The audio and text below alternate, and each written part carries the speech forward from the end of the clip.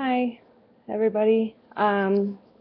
Sorry, I know it's been a little while since I posted a video, and my last one I don't think was up to par. I think it's because I just haven't felt inspired lately by anything. Um, and maybe I'm just using this as a form of procrastination because it's my last week of classes. So starting whenever I turn in my last paper, which is Friday, granted if I pass, but technically I will be a master's in social work, a master of social work, a social worker, which is crazy to think that that time is finally here. But I think what I want to do, because I've been wanting to do this video and it's been just weighing on me, and again, I have other topics I want to do, but I think I need to get this one out of the way. My domestic violence video on emotional and mental abuse has been a huger hit than I could have imagined, and that's good. That's really, really good. So I think it's time to open up about the sexual abuse that I have been victim to, um, or survived, however you want to look at it, to each their own. Um, I don't really like the word victim. It's hard for me to even describe these incidences as sexual assault because I placed my own stigma on myself, like I brought it on myself. There's more I could have done to stop it. Although you'll see in the second two instances when it happened, I did try to stop it, and that didn't work. Um, so sexual abuse is far more common than, or at least recognized far more than emotional or mental abuse. Like I said, because you can usually see it, there's a result, I mean, they have rape kits for a reason. Um, and so this is, a little bit easier to understand, I guess. Um, Part of the reason all this stuff is coming up is my sister is hugely involved in activism against assault um, at her school, which is making me very brave to do this. And if anyone hasn't seen The Hunting Ground, it's a documentary about sexual assault on campuses that also has inspired me to do this. Now, mine were not related to that. I was never sexually assaulted while I was in college, but sexual assault. Um, okay, so I did not, this is going to be super personal, lose my virginity until I was 17. I went all throughout high school. That was a choice that I made, and I was actually really proud of it. When I did decide to do it, it was with someone I trusted. Everyone's first time sucks, and I'm not saying mine didn't, but um, it was with someone I knew and trusted, and that was really what was important to me. Um, but my first time being sexually assaulted was when I was 17 or 18. I can't remember the exact age. I remember exactly who it was with. I didn't work with this person, but I knew them through work. I don't want to say the name because I don't think a lot of people know, but in case this person is watching, which I doubt, but um, we had started off as friends and flirted, and um, when I met him, actually, I was still a virgin, but obviously, we had sex, so um, by that time, he wasn't, and this is not the guy who was my first time, this was someone different. Um, we met and we hit it off, we would hang out and watch TV, and, I used to smoke marijuana, and so we would smoke together and hang out and watch TV and then fool around, and the first time I ever did something I didn't want to do was with him. And most of the time, 99.9% of the time, it was consensual, except for this one time. I can remember the TV was on. We had probably been smoking, and he wanted to have sex, and I didn't. it's kind of a blur. Um, but I remember laying there on my back and saying, no, I don't really want to do this, and trying to move my body out of the way. I didn't get up and run away. I didn't scream for help. It was someone I knew, and most of the time it is someone you know. And I remember moving out of the way and him repositioning me and me saying, no, I'm not really in the mood. And, I'm not fighting him. I'm not doing anything like that. But, I said no. And that's really all that matters. And we did end up having sex. But I remember laying there lifeless. We had had sex many times before, and not many times. I'm not making it seem like, oh God, we had sex all the time. But it wasn't our first time. But I remember this time because I remember I couldn't look at him. I just had my head to the side. It was quick, and just kind of it seemed like he just wanted to get it done. He was just in the mood and did it. And then it was over, and we never spoke about it. I continued to see him, though. I remember thinking, no, this isn't sexual assault, this isn't rape, because in my mind, it was if you considered it to be that. And so I just kept viewing it. I was like, no, I wasn't affected by it. Looking back, maybe I was, but in my mind, I wasn't affected by it. I was like, it happened, it's whatever, move on with my life. And I did. I didn't let it bother me. I continued to see him. It probably has had an effect on my life because that was the second person I had ever been intimate with. And the guy who took my virginity, we only had sex that one time, I think. So really, the next person, that encounter that I had, probably has shaped how I view intimacy in men to this day. And I'm not saying that before that. I had a ton of problems with intimacy in men before that, but this definitely didn't help.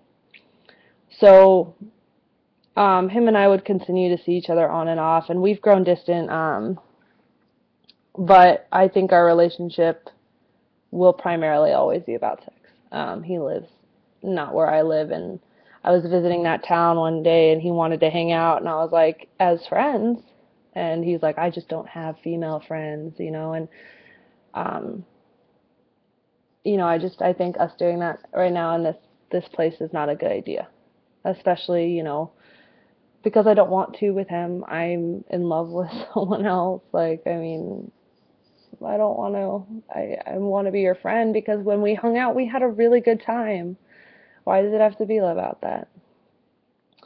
So these next two occurrences happened when I was living in Arizona, and they were by the same person, and it was right after I broke up with my ex. So I had just gotten out of this, emotionally, mentally abusive relationship, and now I'm entering into something, a rebound thing. I kind of went a little crazy, promiscuous after I ended things with my ex. But this guy wanted to be serious. He's very kind. He was everything my ex wasn't, from looks to job to pretty much everything about him. And he was really nice. Possibly a little slow, which is why the stories is interesting. The first day we met, now we met online. So the first day we met, he wanted to go at it right away, and I didn't want to. I said no. No, he was stronger than me, and I remember telling him no. I'm not that kind of girl. I don't sleep with someone the first time I meet them. I don't go that way. Because I need, and this is true of now, I need someone to prove to me that they want me for more than just sex before I'm going to open up that part of my life to them. Because I've been used so many times for sex where I feel like if I want the intimate part, I have to give the sex part. So now I need people to prove to me, like, oh, I do want the intimate part, the relationship part before the sex comes. I'm not saying sex isn't important in a relationship, but if you don't have that intimate connection, then what's the point? Honestly, what's the point? So I wanted to do that. I wanted to wait, and we didn't, obviously. It was one of those things where slowly, you see them in a in videos or something, or what you think happens, like, fighting to keep pieces of clothes on, and him still pulling them off, and then eventually you just stop. You can only say no so many times. You can only fight so much before you just stop, because your efforts aren't doing anything, and he was stronger than me, and eventually I just got tired and I gave in and went along with it because that was easier than fighting. Because I had told him no. And from my understanding, no means no. And that should be everyone else's too. And his, look in his eye, I told him about this, after I ended things with him. When he gets sexual, it's like he turned into a different person. It was like beast mode or something. And I'm not saying it wasn't, the sex wasn't good. It was, because your natural responses turn on and you can't help it, which is why so many women feel guilty or victim blaming, is because your natural body response is to, if you're receiving a sort of pleasure, to react that way. And so that's what happened. So I'm not saying it was bad. It just started bad and it shouldn't have happened. Um, so there's that. And I just kind of shrugged it off and thought what happened, and I kind of like, was this really what I thought? Was I really just assaulted? Was I really just raped? Because that's a scary word. It still is for me to say. I knew I had to end it when the second time happened, because that one was much more different. I was not in the mood, and I had told him I was not in the mood, but he wouldn't take no for an answer. Started off the same way. No, no, clothes being pulled off, try to be pulled back on, and holding up my pants while he's pulling him down. I have memories of getting up and trying to run away, and him thinking it was funny and pulling me back, or legit like crawling away, or trying to barricade myself, and none of it worked.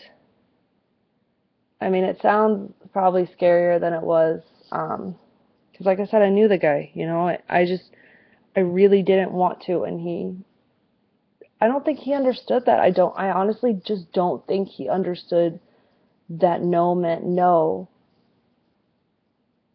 And I don't think he's a bad person, and I really don't think he understood, because I remember talking to him about it after, and I told him, I was like, this is what you did. He cried,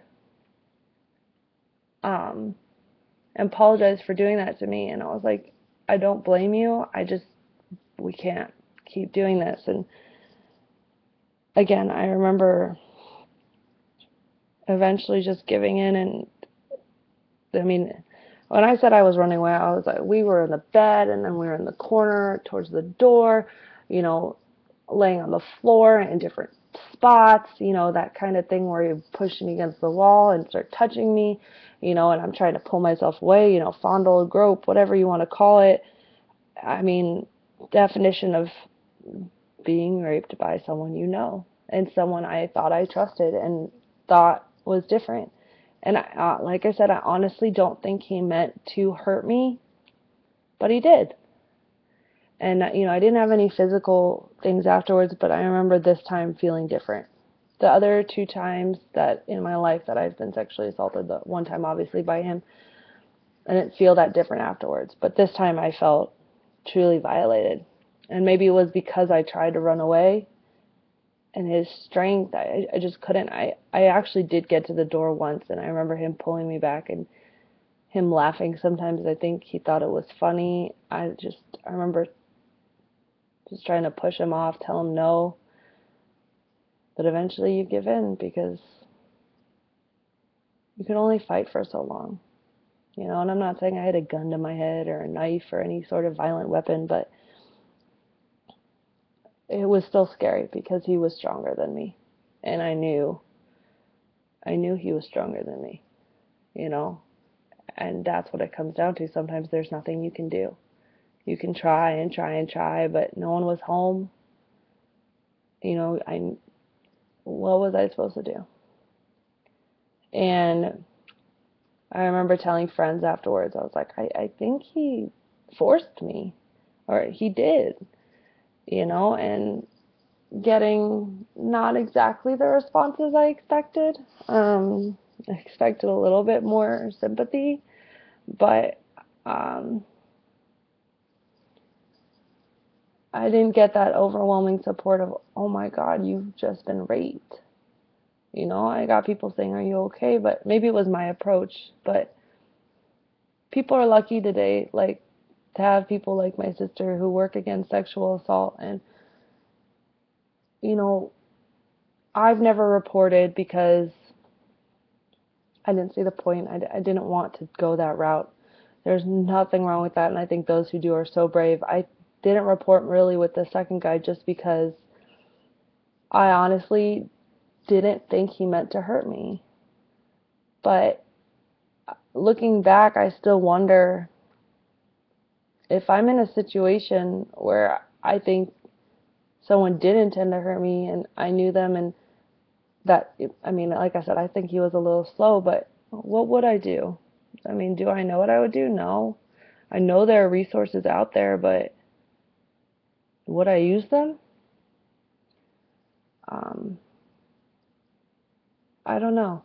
I still don't know, to be honest. But I know that there is help out there, and you know, I've talked to my therapist about these instances, and I'm becoming more open and honest about them, because if you talk about it, you can heal. And that's what I want to do, because I don't want to let those instances affect me, because they do. When I've been with a man since that's happened, and they, you know, try to force me, or not even force, just something feels wrong. I don't even know how to explain it, but there was a time recently I started crying because it triggered it. I really, like, I guess I have like a PTSD from it that I didn't even realize I had. But I can't have a normal intimate relationship until I deal with this, because every time is going to feel like being forced until I can take it back into control in my life, which is what I'm trying to do now. So I encourage anyone who's watching this that if you've ever experienced any form of domestic violence, and in this case we're talking about sexual violence, but obviously mental, emotional, physical, or sexual, please get help. Please reach out to your friends. It might seem scary, but reach out to your family. Reach out to any support, because they will help you. You know, I'm a pretty self-aware person, so I knew I needed therapy on my own. Um, I don't think I've told my parents about this. My sisters know, but my parents don't. Maybe they do now.